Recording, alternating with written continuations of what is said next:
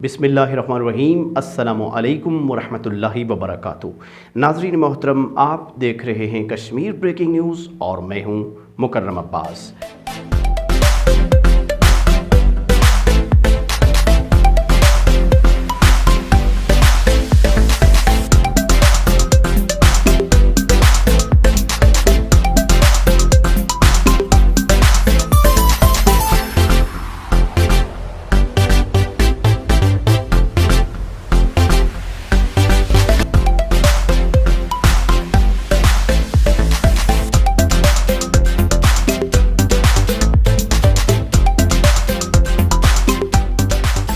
मेहनत कश अल्लाह का दोस्त है। मेहनत कश ही माशरे का वो फ़र्द है जो हकीकी मानों में अपने बच्चों को रिज़्क़ हलाल का लुक़मा खिलाता है। मशीनों के इस दौर में और नफ्सा नफ्सी के इस आलम में जहाँ इंसान सुस्त व काहिल हो गया है, तो वहाँ हमारे माशरे में आज भी ऐसे लोग मौजूद हैं जो रिज़्क़ के हसूल के लिए दिन भर मेहनत व मुशक्क़त की रियाजत करते हैं। आज के इस प्रोग्राम में आपकी मुलाकात एक ऐसे ही शख्स से करवाएंगे जो ज़िंदगी के 70 साल गुजर जाने के बावजूद मेहनत व मुशक्क़त करते हैं। 70 साल इशफाक अहमद पाकिस्तान के शहर फैसलाबाद से ताल्लुक़ रखते हैं और 40 साल कबल रिज़्क़ के हसूल के लिए आज़ाद कश्मीर के शहर कोटली में रिहाइश पजीर हैं। इशफाक अहमद न सिर्फ एक बेहतरीन कारपेंटर हैं बल्कि वो एक अच्छे इंसान भी हैं। आइए आपकी मुलाकात करवाते हैं इशफाक अहमद साहब से।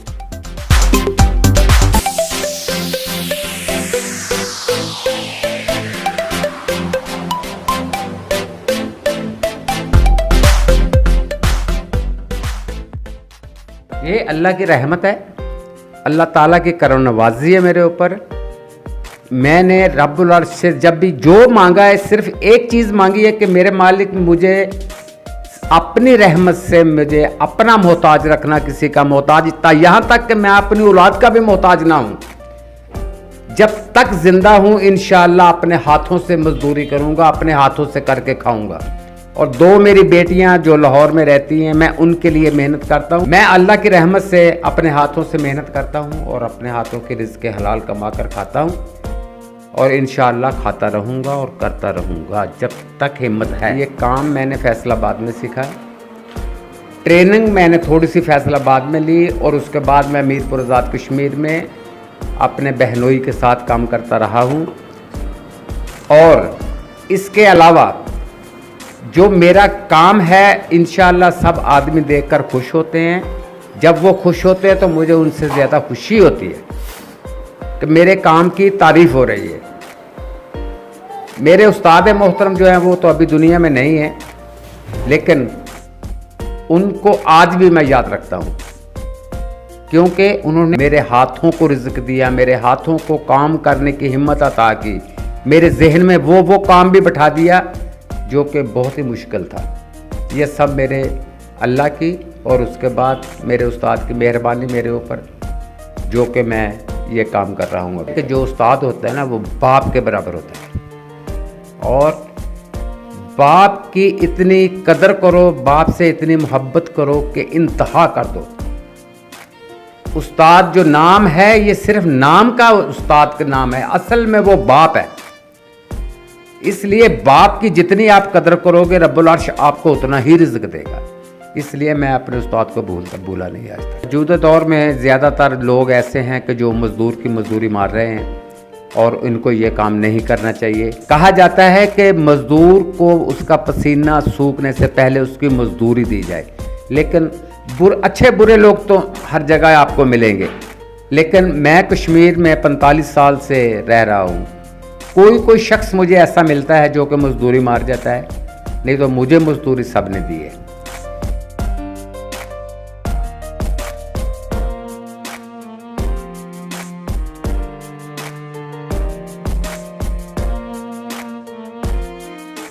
बुढ़ापा एक ऐसी चीज़ है जो कि इंसान को गिरा देता है, लेकिन मैं गिरा नहीं हूँ, अल्लाह की रहमत है।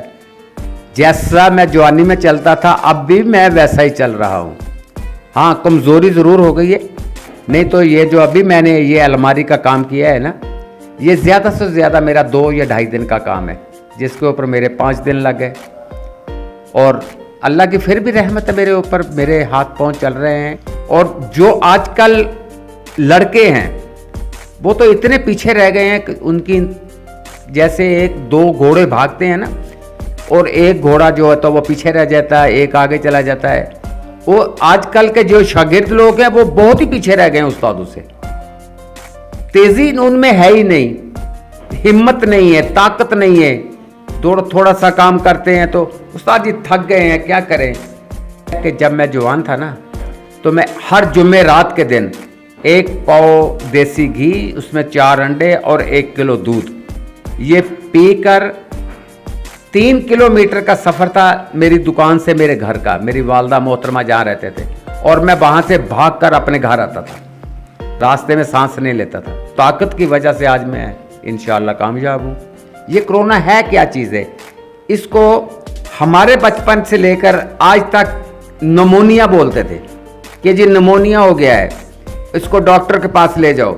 और जब डॉक्टर के पास लेके जाते थे, डॉक्टर 1 या 2 टैबलेट गोलियां देता था, वो उससे एक टीका लगाता था, बिल्कुल आराम आ जाता था उससे। अभी भी ये कोरोना वोरोना कुछ भी नहीं है, ये एक खेल बनाई हुई है इन लोगों ने। मजदूर को मारने की खेल है, गरीब आदमी को मारने की खेल है। क्यों कर रहे हैं ये मेरी समझ से बाहर है।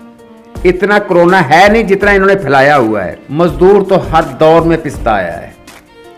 कोई दौर ऐसा मुझे बता दो कि मजदूर को किसी ने उसका हक पूरा दिया हो, कभी भी नहीं दिया। लेकिन बेटे मजदूर का हक देने वाला जन्नती बंदा है।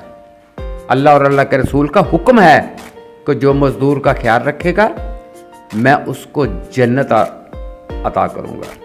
एक ऐसा ही वाक़या है, नबी करीम हज़रत मोहम्मद मुस्तफ़ा सल्लल्लाहु अलैहि वसल्लम असहाबा के साथ एक जगह जा रहे थे तो देखा कि रास्ते में कुछ हाथ कटे पड़े हैं। आपकी नज़र पड़ी एक हाथ पे, आपने एक असहाबा को बोला ये हाथ उठाओ ज़रा। हाथ उठाया, नबी पाक सल्लल्लाहु अलैहि वसल्लम ने उसको बोसा दिया, चूमा, फिर उसको दफन करवाया। असहाबा ने बोला कि या रसूलल्लाह हो सकता है किसी यहूदी का हाथ हो।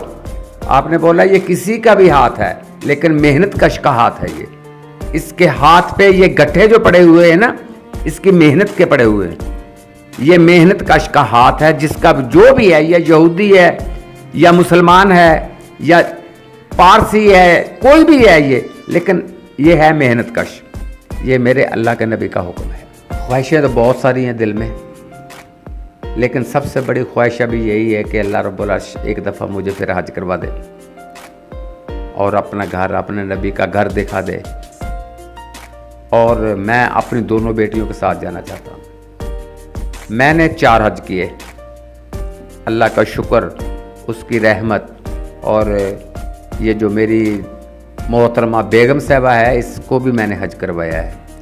मैंने वहाँ 14 साल मजदूरी की लकड़ी के काम के अंदर। अल्हम्दुलिल्लाह काम तो मैं सारे कर जाता हूँ। बेड बनाता हूँ और सोफ़ा बनाता हूँ, अलमारी बनाता हूँ, दरवाज़ा बनाता हूँ, और इसके अलावा ये छोटा छोटा किचन का काम होता है घरों का, ये करता हूँ। अल्लाह की रहमत है, अल्लाह का करम है। ये सारा मेरे उस्ताद की दिए हुई मुझे एक, ये समझो कि एक बहुत ही बड़ी अल्लाह ताला ने मुझे एक नेमत अता की, जो कि मुझे ये हुनर दिया।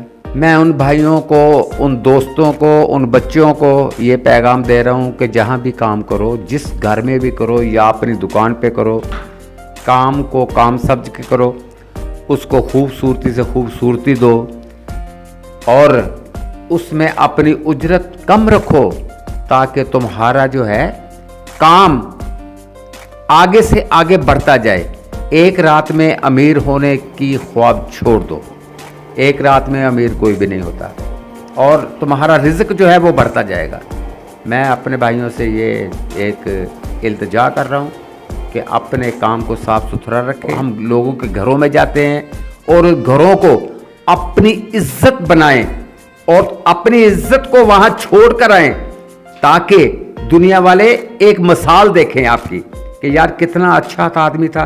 ये ना हो आप काम करके किसी घर में गए हैं, वो आपको बाद में गालियां दे रहे हैं, कितना बुरा आदमी था, उसने हमारे घर के अंदर ये देखो क्या किया, उसकी नज़र सही नहीं थी, उसका इखलाक सही नहीं था, उसका बोलना सही नहीं था। और मेरी एक बात को याद रखना मेरे सब भाइयों, मैं आपसे फिर एक इल्तिजा कर रहा हूँ, जिस घर में जाओ उस घर की इज्जत को अपनी इज्जत समझो, और जिस घर का नमक खा लो वो घर तुम्हारा है, उसको दूसरा घर मत समझो।